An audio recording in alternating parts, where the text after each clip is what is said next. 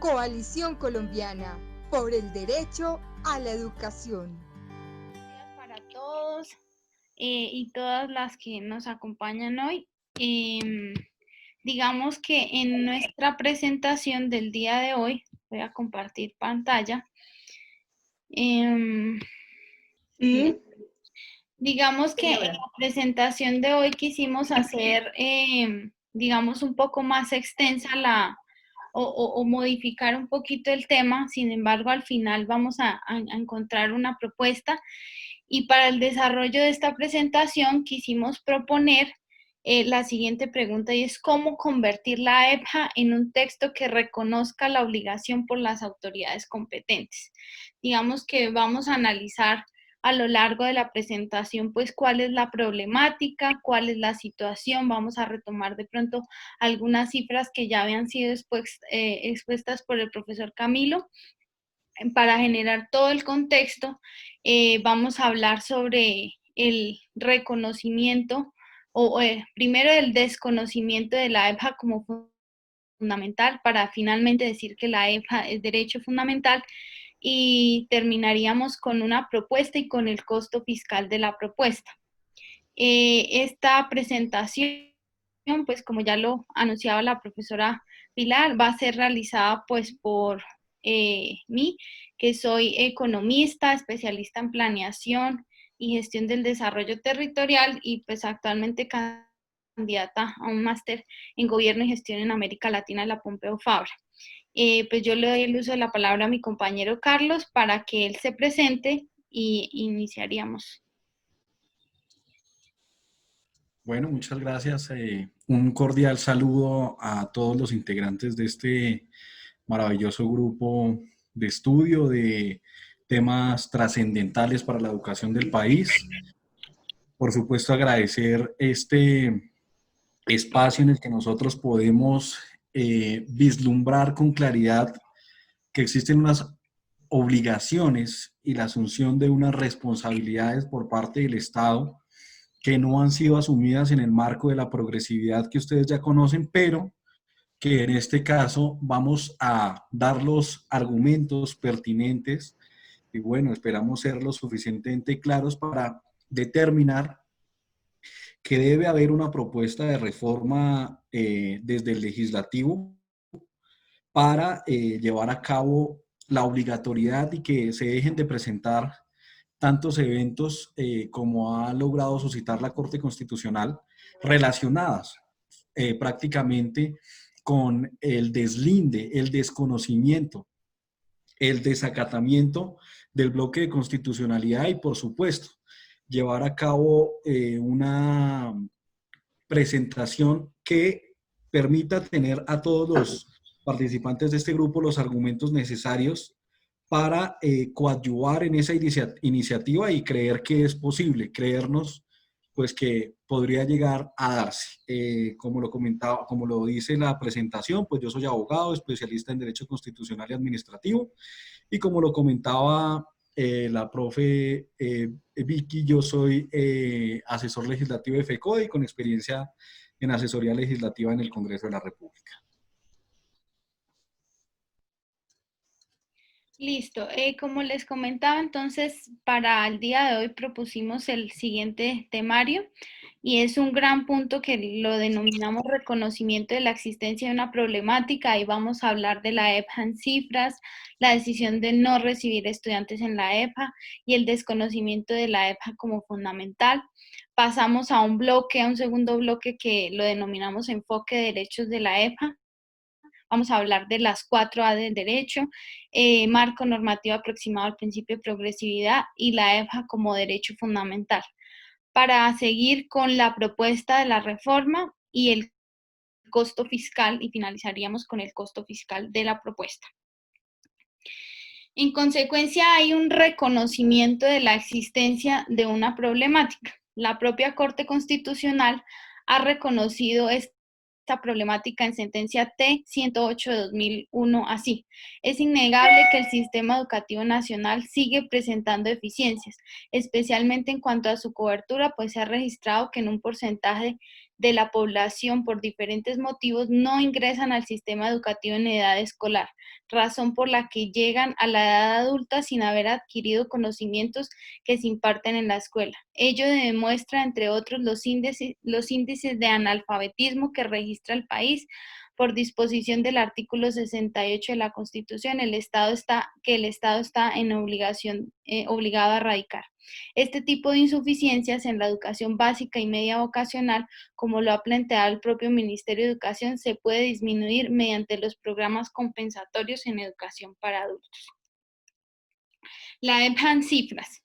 Digamos que este primer plano va enfocado sobre todo a la asociación con el mercado laboral y cómo encontraríamos, sobre todo para las personas que no tienen ningún tipo de educación, que así es como se denomina en la gran encuesta integrada de hogares y hace la clasificación por nivel educativo alcanzado. Para el año 2018 tenemos que el 14.3% de la población económicamente activa, que es aquella que está en un rango entre los 13 años hasta los 65 años, no tiene ningún tipo de educación, lo cual es grave. En ese mismo año, la tasa de desempleo de la población sin ningún tipo de educación fue del 6.6% en mujeres y el 4.2% en hombres. Siempre son las mujeres las que se ven mucho más afectadas. Del 100% de los ocupados, ocupado para el DANE significa aquella persona que por lo menos 1 hora a la semana realiza alguna actividad, ya sea sin remuneración o con remuneración o por contratación o por las diferentes modalidades de trabajo. Del 100% de los ocupados sin ningún tipo de educación en el 2018, el 39.7% percibía ingresos entre los 0 y 0.5 salarios mínimos legales mensuales vigentes y el 31.3% entre el 0,51 y menor o igual a un salario mínimo legal mensual vigente. Aquí ¿qué quiere decir, digamos, esta cifra? Que evidentemente el nivel educativo tiene una dependencia directa y tiene una relación directa con el nivel de ingresos, lo que es diferente en los otros sectores de la población que ellos categorizan por nivel educativo. Para mayo de 2020, que es el último dato que tenemos registrado, la tasa de desempleo se ubicó en el 21.4% y al analizar por sexo se concluye que las mujeres son quienes han sufrido y digamos son las más afectadas, llegando a la misma tasa nacional de desempleo con el 21.4%, mientras que los hombres están por debajo de la media nacional en un 15.2%. Es decir, en época de pandemia somos las mujeres las que más hemos sido afectadas en el ámbito laboral. Según los datos del censo de 2018, se tiene que Colombia alcanza un analfabetismo del 5.19%. Acá tenemos, digamos, yo saqué las cifras de hombre-mujer, el total nacional, y comparé los tres, digamos, el ranking de los 3 departamentos más escandalosos en cifras de analfabetismo para compararlos con Bogotá. Entonces tenemos que, por ejemplo, en Bogotá, mientras que el analfabetismo es del 1.32%, La Guajira como departamento 17.03%. En el Chocó tendríamos el 1.32% en Bogotá versus el 14.82%. Y en Córdoba el 11.55% versus el 1.32%. ¿Qué quiere decir con esto? Que los territorios que están en las periferias son los que más debilidades y dificultades tienen a la hora de alcanzar algún tipo de nivel educativo.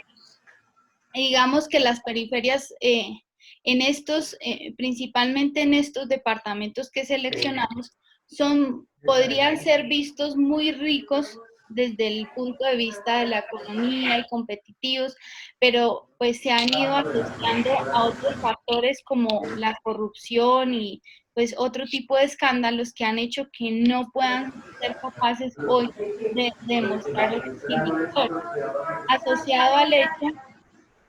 asociado al hecho de que hay evidentemente en estos territorios no pueden hacer concurrencia ni pueden ser subsidiarios a la hora de prestar el derecho a la educación. Lo cual quiere decir que, por ejemplo, Bogotá, que es una ciudad fiscal mucho más fuerte que al compararlo con las otras, pues tiene la posibilidad de con recursos propios hacer inversión en educación y evidentemente pues las cifras lo demuestran. Pero si nosotros analizamos por municipios, la situación empeora y las periferias alcanzan niveles escandalosos superiores al 45%. Aquí en la presentación les va a quedar el link, pero este es el mapa de analfabetismo en Colombia según los datos del censo 2018 y vemos cómo territorios alcanzan porcentajes mayores al 30%. Ubicados evidentemente en zonas muy periféricas del país y vemos cómo en el centro evidentemente es donde se reducen las tasas de analfabetismo. Sin embargo, para que lo puedan estudiar porque hay unos fenómenos muy complejos como por ejemplo en mi departamento, el departamento de Boyacá, en donde el centro refleja evidentemente unos niveles muy bajos, encuentra uno que hay municipios en las periferias que alcanzan casi el 50%. Entonces, este es un fenómeno muy crítico si se analiza territorialmente. La matrícula en los ciclos lectivos especiales integrados, y solamente vamos a hablar de ellos porque es solamente para ellos en como, digamos, el Ministerio de Educación y la financiación llega a la educación de personas jóvenes y adultas. Tenemos que el total nacional para el año 2019 son 646.389 estudiantes en estos ciclos lectivos especiales integrados. No es una situación, no es una cifra menor, toda vez que representa el 6.4% del total nacional de la población atendida en educación formal. Es decir, somos una parte importante dentro del conjunto nacional de la población atendida.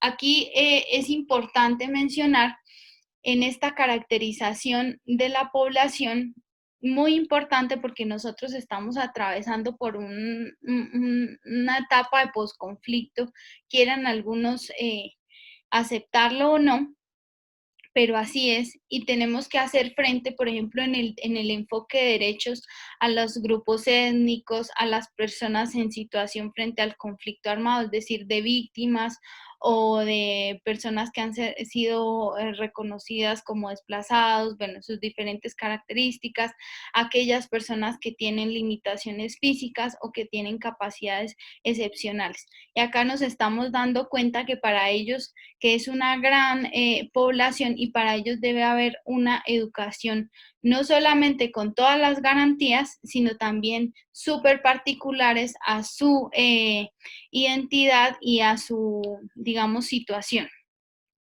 Frente a los docentes, pues tenemos que el total nacional son 15.330, de los cuales es muy preocupante que en el sector oficial está la mayoría, son 9.050 versus los 6.280 que se reportan en el sector oficial. Los docentes están sobre todo agrupados en el área urbana con 13.327 docentes y tenemos que las sedes educativas también, digamos, a pesar de que el sector no oficial concentra la mayor cantidad de docentes, son el mayor número de sedes oficiales con 3.826 para el año 2019. De igual forma, recalcar que en las sedes educativas por zona, es decir, urbana o rural, se encuentran mayormente ubicadas en la zona urbana, con 3.026. Financiación de la EPA. La Ley 715 en su artículo 15 define la destinación de los recursos de la participación del Sistema General de Educación, del Sistema General de Participaciones para Educación de la siguiente manera.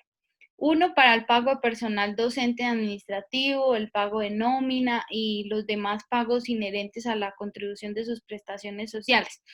y prestacionales. La construcción, el segundo punto es la construcción de infraestructura, mantenimiento, servicios públicos y funcionamiento de las instituciones educativas.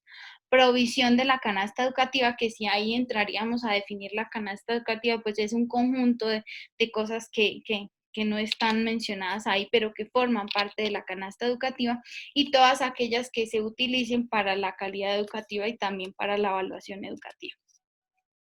En ese sentido, la ley también en su artículo, en la ley 715, en su artículo 16.1.1, hace referencia a los criterios de distribución de la población atendida. Y ahí se define las tipologías educativas definidas como un conjunto de variables que se caracterizan para prestación de un servicio educativo de acuerdo con metodologías diferenciadas por zona, y esto es muy importante cuando decimos de acuerdo con metodologías diferenciadas por zona urbana y rural. Es discreción y competencia de la nación la metodología para el cálculo de la asignación por alumno y el valor atendido en las diferentes tipologías. Ustedes saben que se hacía la distribución a través de unos COMPES, y digamos que tenía el Consejo Nacional de Política Social y Económica pues aprobar el COMPES. Esa competencia se quitó y ahora lo que se hacen son unos documentos de distribución. Pero de todas maneras nosotros en términos generales le seguimos diciendo COMPES.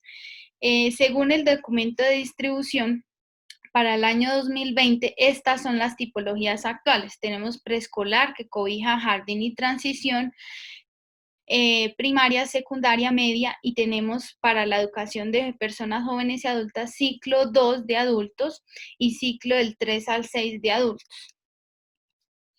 Acá se hizo, digamos, una revisión de los últimos documentos de distribución de los años 2019, 2018 y 2020 para determinar cuáles han sido las asignaciones por alumno de las 95 entidades territoriales certificadas, y se sacó el promedio nacional, ya que por entidad territorial pueden variar, digamos, en atención a los principios de eficiencia y equidad, pueden variar las asignaciones.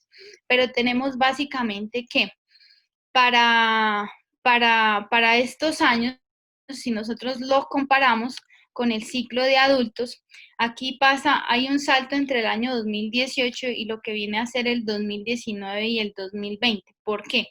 Acá ustedes encuentran en el año 2018 que la asignación de ciclo de adultos era de 604,427 pesos. Quiere decir que no para todas las entidades, para las 95 entidades territoriales certificadas, la distribución era la misma, porque hacía referencia a los principios de equidad y de eficiencia, entonces eso hacía que los valores cambiaran. Por tanto, el promedio es este. Sin embargo, vemos como para el año 2019 y 2013 hay un solo rasero para las 95 entidades territoriales. Es decir, el mismo valor, este valor para el año 2019 y 2020 no es un promedio en este caso, es un único valor que se destina a las entidades territoriales. Es decir, acá uno podría decir que el Ministerio de Educación está atentando con la financiación de la educación de personas jóvenes y adultas en desatención al criterio de equidad sobre todo, ¿sí?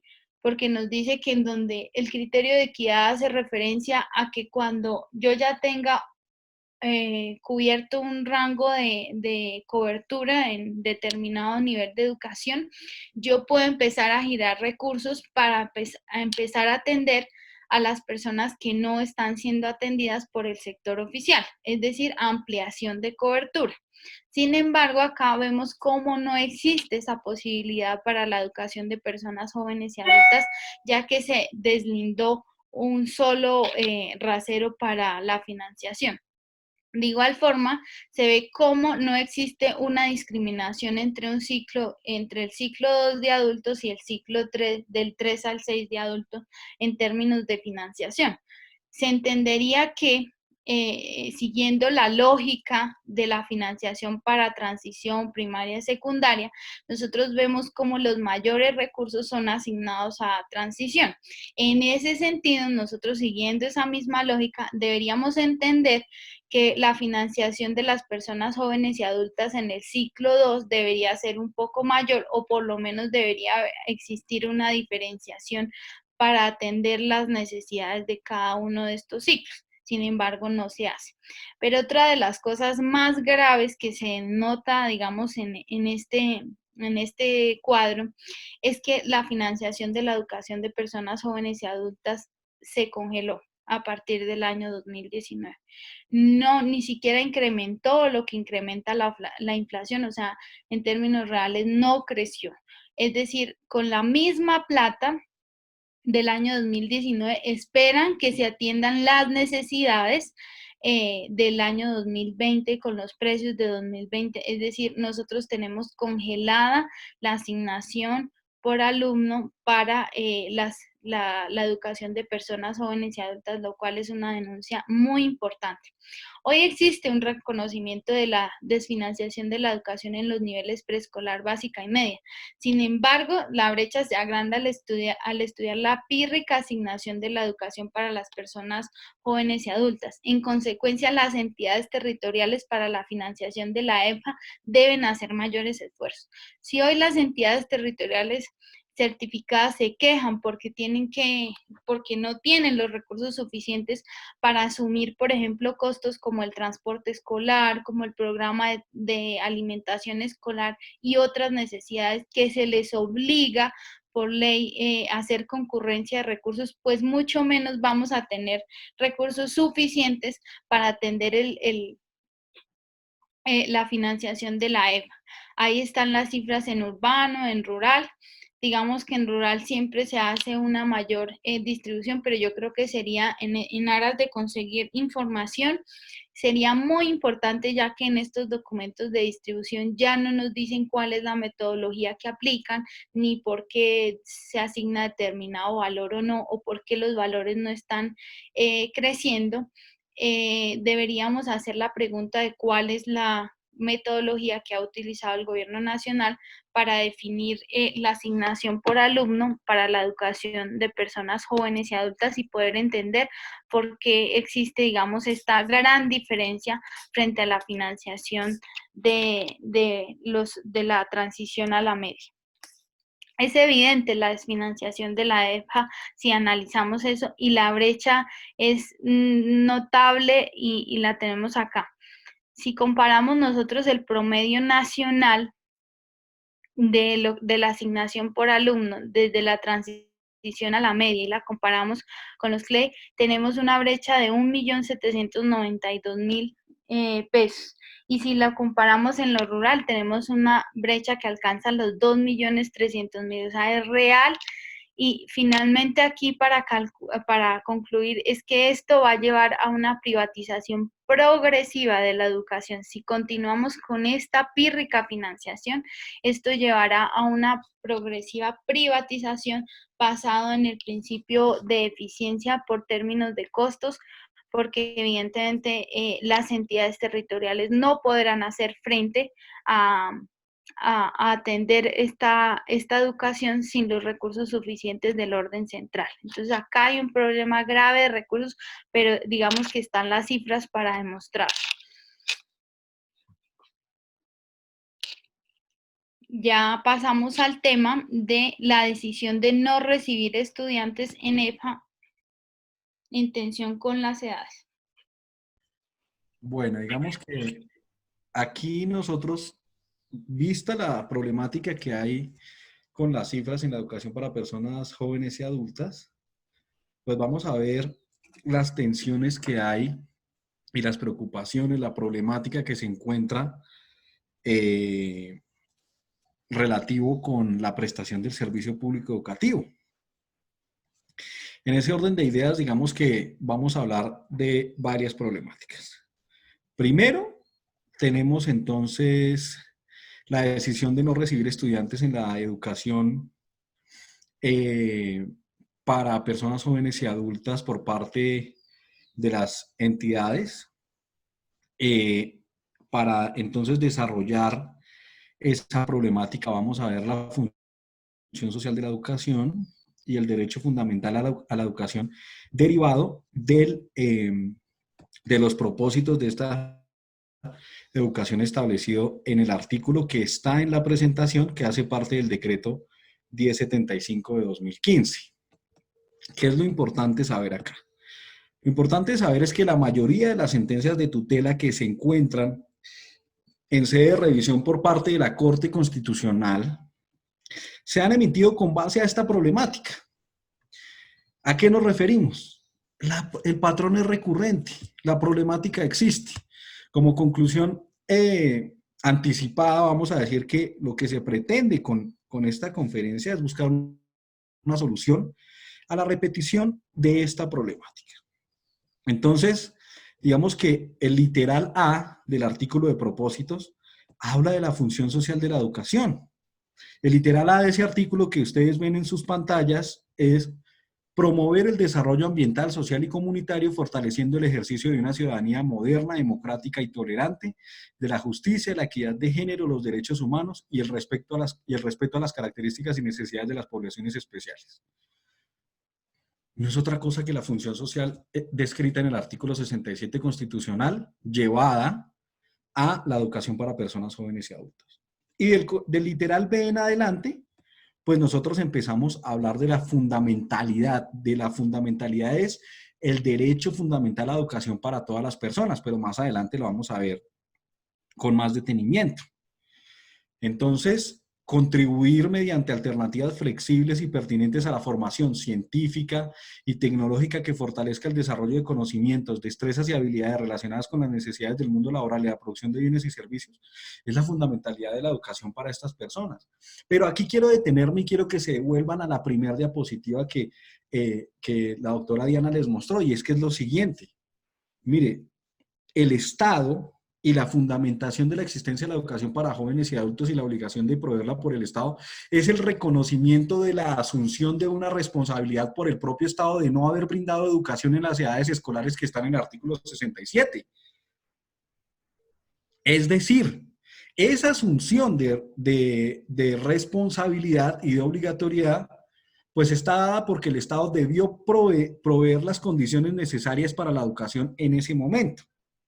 En ese orden de ideas, la problemática que estamos desarrollando se presenta cuando uno mira los artículos de quiénes son los destinatarios de la educación básica formal en adultos, tanto en la media como en la primaria, y pues le dicen a uno, no, definitivamente no hay posibilidad de que usted acceda a la educación para jóvenes y adultos porque hay unas edades establecidas tanto en la Constitución como hay unas edades establecidas en el decreto reglamentario sobre educación para jóvenes y adultos, de tal suerte que a usted no le corresponde.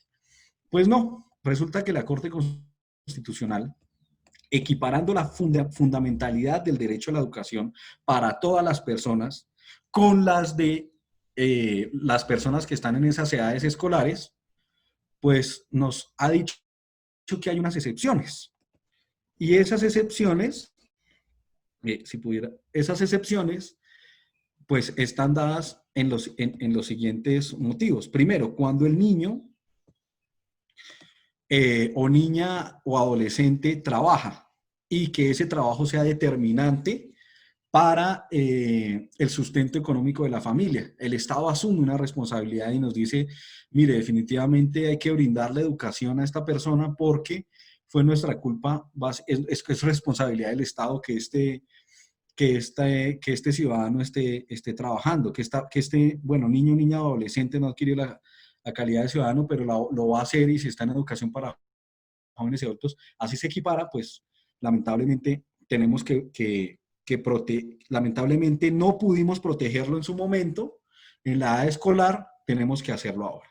Y segundo, pues cuando tuteló el derecho fundamental en la sentencia TC 65 de 2002 de una niña que se solicitó estudiar en la jornada sabatina para cursar el grado 11 porque tenía una hija de 3 meses de nacida. En ese orden de ideas se ordena la inclusión de estos de estas personas en la educación para personas jóvenes y adultos por una razón sencilla. Bueno, dos razones en realidad. Primera, el Estado asume una responsabilidad de obligación de la educación en las edades escolares que establece la Constitución.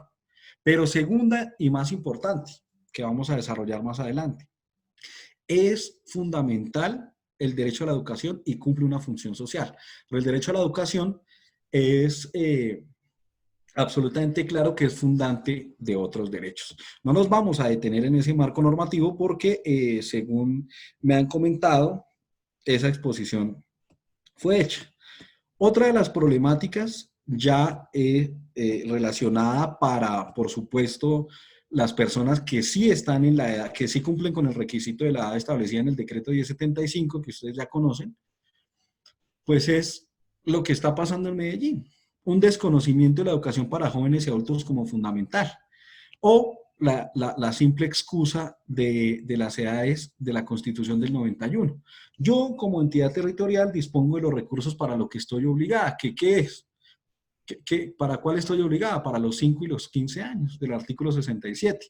Lo mismo, digamos que un caso análogo es lo que pasa con el preescolar de los 3 grados.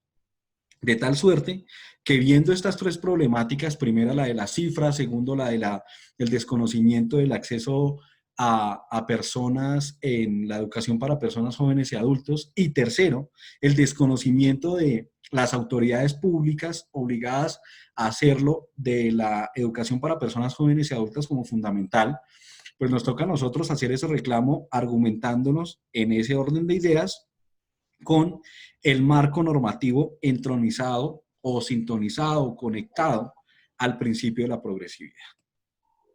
Lo primero que vamos a ver en ese marco normativo, y reitero, no vamos a mirar todo, vi una presentación que les compartieron relacionada con el derecho blando y el derecho propiamente dicho, o el hard law, derecho duro. Lo que vamos a hacer hoy es revisar en la minucia por qué el Estado colombiano debe propender por una reforma de tal manera, y así los legisladores, que estas problemáticas que se vienen presentando sean reconocidas y, por supuesto, solucionadas. Vamos, yo les recomiendo la lectura de la sentencia T091 de 2019. En esa sentencia uno encuentra, en relación con otras, si pudiéramos pasar por favor la siguiente diapositiva, antes de entrar a ese tema para que Diana nos comente acerca de estos elementos. Pues aquí rápidamente, para continuar y que Carlitos pueda empezar a hacer la exposición frente al objeto de la presentación, recordar pues el enfoque de derechos de la EPA. Las 4A que enmarcan el derecho fundamental a la educación y pues que están reconocidas en Colombia son la asequibilidad o disponibilidad del servicio, que puede resumirse en la obligación del Estado a crear y financiar suficientes instituciones educativas a disposición de todos aquellos que demandan su ingreso al sistema educativo, abstenerse de impedir a los particulares fundar instituciones educativas e invertir en infraestructura para la prestación del servicio. La accesibilidad, que implica la obligación del Estado de garantizar el acceso de todos en condiciones de igualdad. La adaptabilidad, que se refiere a la necesidad de que la educación se adapte a las necesidades y demandas de los educandos, ahí digamos retomando a la caracterización, por ejemplo, de las personas digamos en conflicto, grupos étnicos y los que mencionábamos anteriormente. Y finalmente la aceptabilidad, la cual hace alusión a la calidad de la educación que debe impartirse. Digamos que internacionalmente ahora también se reconoce la rendición de cuentas como principio también fundamental del derecho a la educación, en el sentido de que es importante que el ciudadano reconozca. Sin embargo, pues estas son las que constitucionalmente están reconocidas, las encontramos en la sentencia T1030 de 2006. Muy bien, una vez visto, digamos, reiterado este punto, yo retomo diciéndoles, bueno, que es importante una sentencia reciente y muy importante, determinante respecto de la educación para personas jóvenes y adultos de la sentencia T091 de 2019. Quiero pasar a explicar que aunque son sentencias de tutela las que son emitidas por la Corte Constitucional, tienen efectos para todos o erga omnes en lo relativo a el fundamento de su decisión. En esta sentencia y reiterada jurisprudencia nosotros observamos, vamos a mirar dentro del marco normativo cuál es el fundamento, las tensiones que se encuentran, cuál es el contenido y por supuesto el desarrollo de ese derecho como fundamental. Lo primero que vamos a decir, bueno, es que, y lo que todos conocemos es que el artículo 44 y el 67 dicen que la educación es un derecho fundamental para todos los niños. Pero tenemos que revisar nosotros el artículo 45 de la Carta. La Constitución Política en su artículo 45 impone expresamente al Estado y a la sociedad la obligación de garantizar la protección y la formación integral del adolescente y de la juventud. Y así lo dijo esta sentencia también. El adolescente tiene derecho a la protección y a la formación integral. Así de sencillo. ¿Cuál es el contenido entonces que nosotros observamos respecto del derecho fundamental a la educación? Para ello debemos encontrar, como ustedes lo ven en sus pantallas, vamos a encontrar que hay como una contraposición, una yuxtaposición entre el contenido del artículo 26 de la Declaración Universal de los Derechos Humanos del 48 y el artículo 67. ¿Qué dice el artículo 26? En este artículo se dice que la instrucción elemental será obligatoria y que la instrucción técnica y profesional habrá de ser generalizada. Como nosotros vamos a la revisión del inciso tercero del artículo 67, pues esa disposición contrasta con ese artículo, porque ese artículo dice que la educación será obligatoria entre los 5 y los 15 años de edad y deberá comprender como mínimo un año de preescolar y 9 de educación primaria. Entonces vamos a entrar a ver la primera parte del contenido.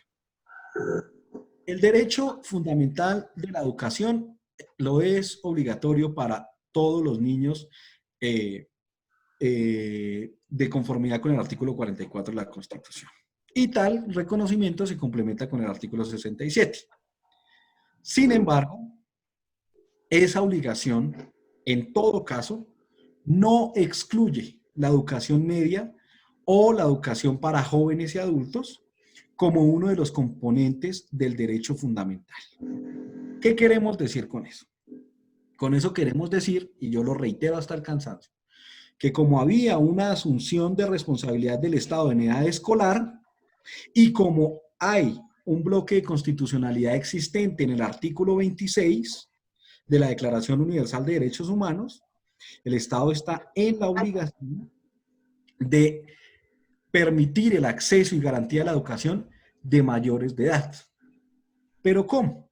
Con la creación de un sistema que consulte los intereses de este grupo poblacional en específico y con el fin de que la necesidad de trabajar no impida que las personas mayores de edad reciban la educación que no les fue impartida durante su infancia y adolescencia. En atención a eso, uno puede empezar a sintonizarse con que hay un carácter especial para el derecho fundamental a la educación de personas.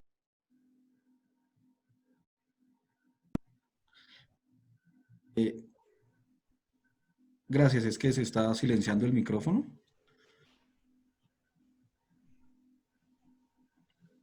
¿Aló, me escuchan? Sí. Sí, te escucho muy bien. Gracias. Retomamos. Que es una obligación del Estado, que lamentablemente no está reconocida en la Constitución, pero que por supuesto que tiene el carácter de fundamental. Es decir, ¿a qué punto queremos llegar? Tener la absoluta certeza a partir de la jurisprudencia constitucional que ese cuentico que nos echan de las edades, tanto para el preescolar de 3 grados o para la educación de jóvenes y adultos o para ese cuento, no es cierto. ese cuento tiene unas características especiales y que la especialidad que se le da a la obligación del Estado para personas jóvenes y adultos radica en una cosa, que tiene que respetarle sus otros horarios para poder trabajar,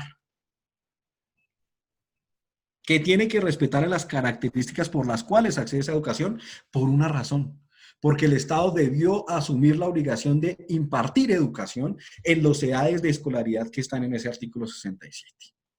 Pero que en últimas cuentas, en todas las edades, debe haber la obligación del Estado, existe como fundamental derecho de los ciudadanos de recibir educación. En ese orden de ideas y también con relación al tema inicial que se planteó en esta conferencia, yo les recomiendo revisar la sentencia T356 de 2017. Esa sentencia, en concordancia con la T091 del 19 que fue citada por aquella, se estudió el caso de una persona mayor de edad vinculada a la educación superior y se indicó el carácter de fundamental del derecho para esa persona. ¿Y qué se dijo? Mire, esto tan importante, cómo unificó estos dos conceptos. Así, si ello es aplicable para los mayores de edad con vinculación universitaria, también debe considerarse que, como en el caso concreto, es predicable para los mayores de edad que no han culminado su educación media. En tal sentido, ese derecho se considera como fundamental en esas etapas. En ese orden de ideas, y analizando estos preceptos jurisprudenciales, vamos a revisar qué alcance entonces tiene el derecho fundamental a la educación de personas jóvenes y adultas. Lo primero que nosotros debemos revisar es que tiene un alcance importante con relación a la no suspensión abrupta de la prestación del servicio. ¿Qué es importante en este punto de vista? Las problemáticas que ya revisábamos, pues ya fueron solucionadas en una sentencia de tutela, la T428 de 2012. Ahí la Corte Constitucional, y como ustedes lo ven en sus pantallas, abro comillas, una de las facetas y el alcance del derecho fundamental a la educación de personas jóvenes y adultas es que no se puede suspender su servicio de manera abrupta. Qué importante consideración.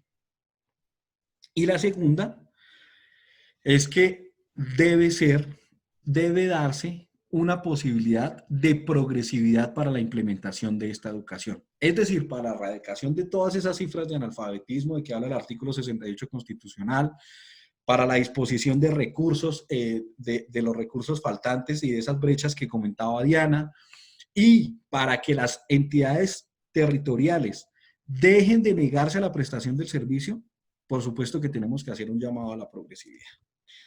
¿Y qué es la progresividad y no regresividad? Vamos a decirlo de manera muy sencilla. El artículo 21 del PIDES dice que es adoptar medidas hasta el máximo de los recursos, óigase bien, hasta el máximo de los recursos disponibles a fin de lograr la plena efectividad de los derechos sociales. Aquí yo me quiero detener un poco, porque hay unos tratadistas que dicen, bueno, pero son los recursos disponibles. Otros dicen son recursos nuevos. Otros no. La interpretación es que los derechos no se pueden disponer con relación a los recursos o al costo fiscal. Entendemos que hay un costo fiscal, pero ese costo fiscal no se puede superponer a la garantía de derechos. En términos más generales, y aquí es a donde nosotros queremos llegar con esta presentación.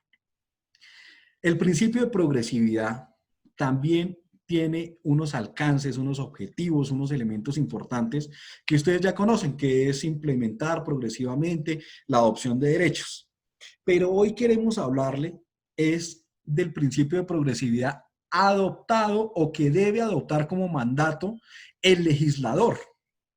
Nosotros ya vimos en esta presentación que hay unas problemáticas graves que deben ser resueltas, que son visibles. En ese orden de ideas, hay un mandato del principio de progresividad hacia el legislador. Y lo vamos a revisar.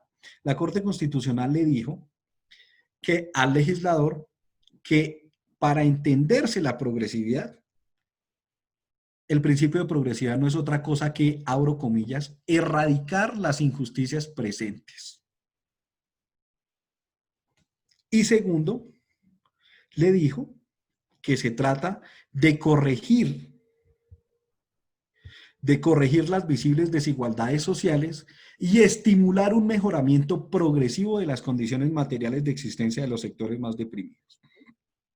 Esto está en la sentencia C038-2004, en concordancia con la sentencia C644-2012. Observemos que son sentencias de constitucionalidad que absolutamente tienen efectos para todos y erga omnes. Una vez revisado este tema, nosotros podemos concluir que sí hay una obligación del legislador de corregir estas problemáticas que se están viviendo con la educación de personas jóvenes y adultas. Es decir, que erradicar esas injusticias implica el deber de legislar para solucionar esas problemáticas que a través de sentencia de tutela ha venido resolviendo la Corte y, bueno, juzgados de inferior rango, jueces de menor jerarquía dentro de la estructura de la rama judicial. Pero la idea principal es que de tajo busquemos una solución central. De eso se trata el principio de progresividad. No solamente irlo haciendo o adoptando con el máximo de recursos disponibles, sino que es un deber del legislador. Digamos que ese deber del legislador se debe ver sintonizado con dos elementos. Primero, que es la gradualidad y el progreso en sentido estricto. Entonces, la gradualidad es que la plena realización de los derechos pues no podrá lograrse en un corto periodo de tiempo, pero que tienen que darse avances. Y el progreso en sentido de que la obligación estatal de mejorar las condiciones y goce efectivo de esos derechos. Es decir, tiene que haber una gradualidad, pero un progreso en sentido estricto. De eso se trata la progresividad. Gradualidad y progreso en sentido estricto. Pero el segundo elemento, que es un elemento prohibitivo, que dice que el principio de progresividad, en una serie de prescripciones más precisas, es la obligación de actuar, la prohibición de disminuir recursos, la prohibición de aumentar costos de acceso y la prohibición de aumentar requisitos. Todas vinculantes para el Estado en relación con el goce efectivo de los derechos sociales. De tal suerte que en ese orden de ideas tenemos dos elementos importantísimos de la progresividad, como ya lo ve. Tres elementos importantísimos. Primero, que es una obligación del legislador. Segundo, pues que esa obligación debe estar circunscrita dentro de los elementos gradualidad y progreso en sentido estricto. Y tercero, pues que no puede haber, como se está haciendo en algunas entidades territoriales, una regresividad. Hay una prohibición de disminuir recursos y una prohibición de aumentar requisitos para el acceso. En ese orden de ideas, independiente de la situación, no puede haber esa prohibición porque es fundamental el derecho, en concordancia con el principio de progresividad. ¿Qué alcance tiene la progresividad? Pues es un criterio determinante para llevar a cabo el estudio de constitucionalidad. Es decir, es un parámetro de constitucionalidad. Porque este principio integra el bloque de constitucionalidad por mandato del inciso segundo del artículo 93 y, por supuesto, es un dispositivo amplificador, escúchese bien, amplificador de la protección debida a los derechos sociales contenidos en la Constitución. Y segundo, es un criterio de constitucionalidad por cuanto cualifica el tipo de obligaciones que adquieren las autoridades públicas del Estado Social de Derecho. Escúchese bien. Cualifica el tipo de obligaciones que adquieren las autoridades públicas del Estado Social de Derecho. Es decir, que una vez reconocido el derecho, ya no me pueden venir a decir que yo voy a regresar y no les voy a brindar el derecho. No, señor. Al contrario, usted lo que tiene que hacer es amplificarlo.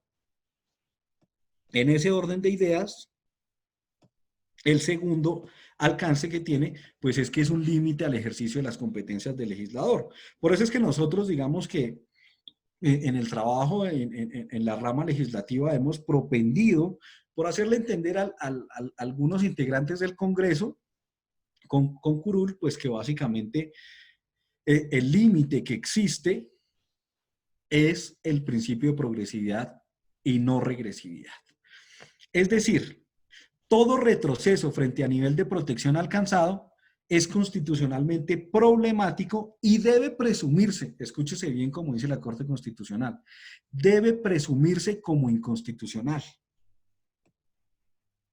En ese orden de ideas, uno pensaría y tendría la completa certeza que de llevarse a cabo un proyecto o una iniciativa legislativa derivada de varios conceptos de los cuales hoy hemos hablado, como lo son el derecho fundamental para todos los integrantes del país, la obligación o el mandato de la progresividad en la adopción del mismo, la no regresividad y las problemáticas que deben ser solucionadas por parte del Estado colombiano por el legislador, en este caso, la rama legislativa, implicaría que sí tengamos los elementos de juicio valorados, valorables y absolutamente concretos y ciertos para poder llevar a cabo una iniciativa que solucione la problemática que a nivel nacional se ha venido presentando y que se ha resuelto pues de manera interpartes o con efectos para unos, pero que se repite considerablemente. Por eso es que nosotros traemos la siguiente propuesta. Básicamente, pues, no obstante, nosotros hoy hablamos de, digamos que la presentación se buscaba enfocar en el inciso tercero del artículo 67.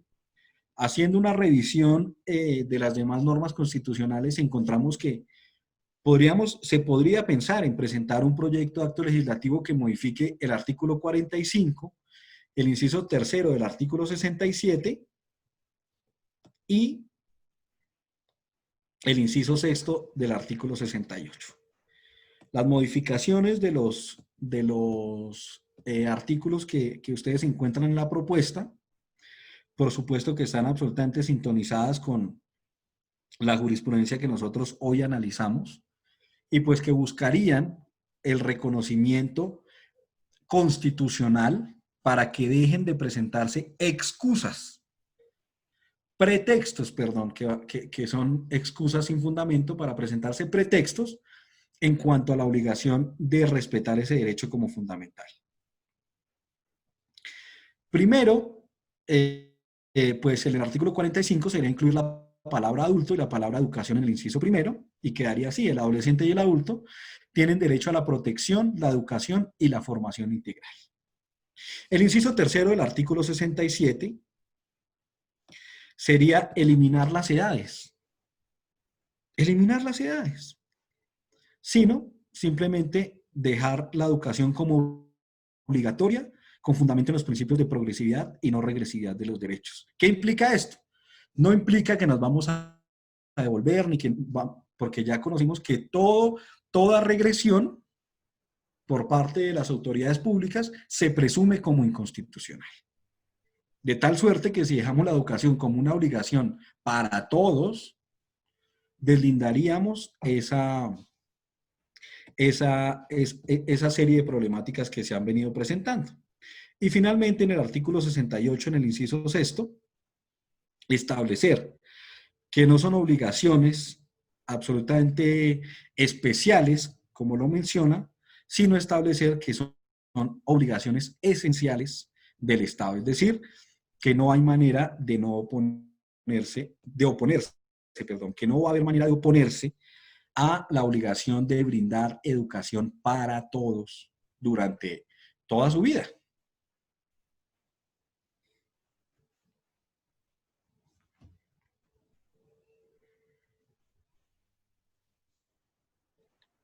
Finalmente, digamos que toda propuesta constituye también una obligación del legislador poner el costo fiscal de una iniciativa, porque a veces muchos proyectos se ven, digamos que no bien presentados por técnica legislativa, es porque cualquier propuesta que implique un costo fiscal Primero tiene uno que decir cuál es el costo fiscal de la propuesta y segundo, saber de dónde van a salir los recursos. No obstante, nosotros siempre apelaríamos a que los recursos no pueden ser, digamos, ir por encima de establecer el derecho y el alcance de la propuesta. En este sentido, aquí se calculó el costo de la propuesta en los términos en los que se presentó la modificación de los artículos constitucionales. En este sentido, el primer costo que nosotros deberíamos asumir es que se cierre la brecha entre la financiación de la educación de personas jóvenes y adultas, como lo vimos anteriormente, con la financiación para la educación desde la transición hasta la media.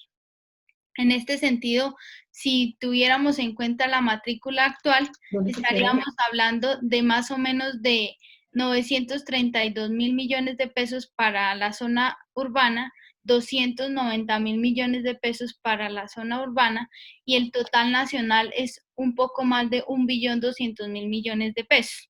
Cifra que no es escandalosa, no es, digamos, grande a la luz de otras cifras que se muestran, por ejemplo, en el mismo Ministerio de Educación. Esta cifra equivaldría al presupuesto que se da anual al ICETEX.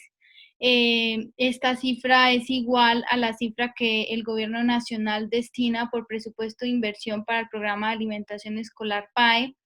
Esta cifra es igual a lo que se destina casi que a las 32 universidades del país, porque alcanza el 1.800.000 millones de pesos, lo que se gira a las 32 universidades públicas. Entonces, no estamos hablando de volúmenes exagerados para equiparar, que digamos que sería uno de los principales retos, que sería equiparar la financiación para que las entidades territoriales no sigan poniendo como pretexto la falta de recursos por concurrencia para asumir la educación en estos niveles. Y propusimos este costo fiscal, dadas las cifras de analfabetismo en Colombia, llegaríamos con la asignación actual que se hace por urbano de 613.000 pesos y de asignación rural de 822.000 pesos, llegaríamos a un costo fiscal cercano en el primer caso de 1.500.000 millones y en el segundo caso de 2 billones de pesos. Es importante, digamos que desde el punto de vista de llegar al 100% del alfabetismo en Colombia, es importante porque quedó consignado en el plan de desarrollo pasado como una de las metas de que Colombia tenía que reducir al 4. Si no estoy mal, 4.5, la cifra de analfabetismo ubicada en ese momento en el 5%, ¿sí? Hoy estamos en el casi 5.2%, según los últimos datos. En consecuencia, ahí tendría que aplicar la progresividad y la gradualidad para llegar a esa meta. Otra de las cosas que había quedado consignada en el Plan Nacional de Desarrollo pasado y que sigue vigente es que Colombia sea la más educada en el 2025, más allá de lo demagógico o lo populista que termine siendo desde la derecha, son discursos y son elementos que están en la ley que pueden ser utilizados en refuerza, digamos, para asumir todos estos derechos. Finalmente, pues la salida evidente para esta financiación es la reforma constitucional al sistema general de participaciones que dé un incremento real y progresivo a la financiación de la educación desde el preescolar hasta la educación de personas jóvenes y adultas, y digamos que esa tiene que seguir siendo la bandera porque no es otra. Si seguimos desligando las competencias a las entidades territoriales, no vamos a, perdón que me entró una llamada, no vamos a encontrar, digamos, otra salida porque las entidades territoriales están sumamente apretadas para, digamos, para asumir las competencias que desde el nacional se les han descentralizado. De ahí la importancia, como yo en la presentación sobre políticas públicas les hablaba y sobre cómo funciona el Estado, de la importancia de estar pendientes qué va a pasar con la misión de descentralización, porque para mí es fundamental que en Colombia empecemos a hablar de la descentralización fiscal, toda vez que hay una centralización fuerte y dura en los recursos del orden nacional, y debemos propender porque las entidades territoriales tengan los recursos suficientes para asumir las competencias, sobre todo en garantía de derechos fundamentales como la educación y la salud para todos y todas. Yo creo que así finalizamos la presentación, ¿verdad, Carlitos? Sí, señora, muchas gracias a todos. Quedamos pendientes de preguntas. Sí, bueno, Diana y Carlos, muchísimas gracias, de verdad.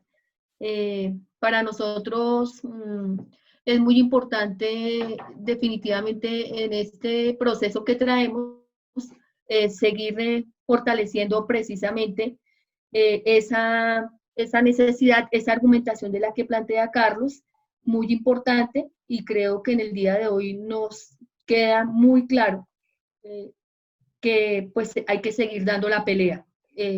Y la planteo pues desde el punto de vista tanto jurídico como también de la pelea social, porque son más de 600.000 estudiantes, tenemos más de 500.000 de estudiantes en EPCA. Entonces ahí hay un acumulado importante que definitivamente pues hay que organizar la pelea jurídica, pero también la movilización como ese punto necesario para presionar y fortalecer la necesidad del reconocimiento de esta educación desde el nivel que pues nos lo deja muy bien planteado Diana y Carlos. De verdad, muchísimas gracias.